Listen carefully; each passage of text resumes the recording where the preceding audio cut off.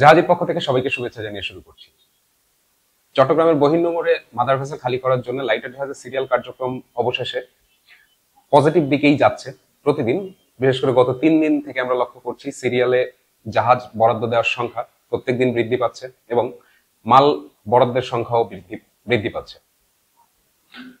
আজকে আমরা মূলত 25 তারিখের যে বার্থিং মিটিংটা অনুষ্ঠিত হলো Bangladesh water transport coordination cell, সেই মিটিং এর কয়েকটি তথ্য নিয়ে আপনাদের সঙ্গে কথা বলবো। 25 তারিখের মিটিং এ মোট 71টি জাহাজ বরাদ্দ পেয়েছে এবং মোট পণ্যের বরাদ্দ ছিল 97,500 মেট্রিক টন। যেটি বললাম, গত 3 দিন এটি ক্রমান্বয়ে বৃদ্ধি পাচ্ছে। যেমন 24 তারিখে বরাদ্দ ছিল 64টি জাহাজ, মোট পণ্য বরাদ্দ ছিল 91,000।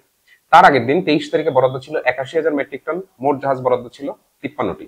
তো 53, 64, 71 প্রত্যেকদিন জাহাজ বরাদ্দের সংখ্যা বৃদ্ধি পাচ্ছে এবং পণ্যের বরাদ্দ একই সঙ্গে বৃদ্ধি পাচ্ছে। গত 25 তারিখের মিটিং এ সব থেকে বেশি বরাদ্দ পেয়েছে গম, যেটি 28,750 মেট্রিক টন ছিল এবং 21টি জাহাজ গমের জন্য বরাদ্দ পেয়েছে। এবং মজার তথ্য হচ্ছে এই 21টি জাহাজের মধ্যে 9টি জাহাজ আসবে নোয়াপাড়াতে এবং 5টি জাহাজ যাবে হচ্ছে কাঁচপুরে। 21টি জাহাজের মধ্যে 14টি জাহাজ এই দুইটি গন্তব্যে যাবে। এরপরে ছিল হচ্ছে ক্লিংকার 16,000 মেট্রিক টন, ভুট্টা ছিল 16,000 মেট্রিক টন। এই ভুট্টারও টোটাল 14টি জাহাজে বরাদ্দ হয়েছে ভুট্টা, এর ভিতরে 8টি জাহাজই আসবে নোয়াপাড়াতে। এরপরে ছিল কয়লা, 9টি জাহাজের বরাদ্দ পেয়েছে। কাদামাটি 10,000 মেট্রিক টন, যেটি 7টি জাহাজ বরাদ্দ পেয়েছে। এবার যদি বলি এজেন্টদের নিয়ে কথা বলি, সেক্ষেত্রে প্রথম 5টি কোম্পানি যারা সব থেকে বেশি বরাদ্দ নিয়েছে, এমএসটি নিয়েছে প্রায় 21,000 মেট্রিক টনের মতো, কাদেরিয়া নিয়েছে 17,000 মেট্রিক টনের মতো, সমতা নিয়েছে 15,000 মেট্রিক টন, মাদার লজিস্টিক নিয়েছে 14,500 মেট্রিক টন, এছাড়া এএনজে নিয়েছে প্রায় 14,000 মেট্রিক টনের বরাদ্দ। আর গতকাল যে মিটিংটা অনুষ্ঠিত হলো 25 তারিখে, এই মিটিং এ মূলত যে বরাদ্দগুলো দেওয়া হয়েছে 17টি মাদার ভেসেলের বিপরীতে এই বরাদ্দগুলো দেওয়া হয়েছে।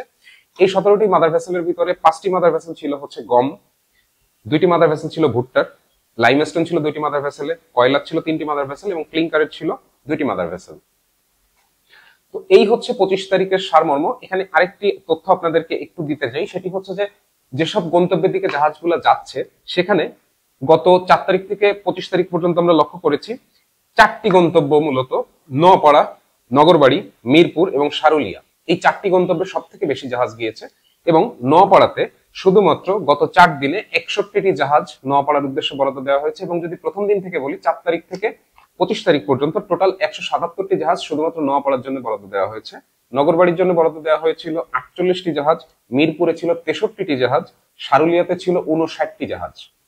তো এইসব এলাকায় যেসব জাহাজ যাচ্ছে সেসব জায়গাতে হয়তো কিছুটা আনলোডিং এ সময় লাগতে পারে। সবাইকে ধন্যবাদ।